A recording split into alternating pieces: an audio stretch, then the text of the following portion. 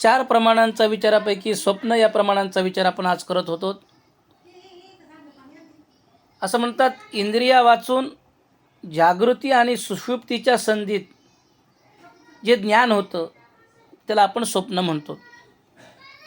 आणि हे स्वप्न या लोकाची परलोकाची संधी असतं. तो आहे त्या अवस्थेतच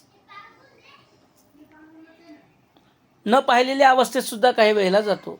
ही एक स्वप्न प्रामाण्याची साक्ष याला आपल्याला श्रुती माऊलीने दिलेली आहे. बृहदारण्यक उपनिषद असं म्हटलं आहे,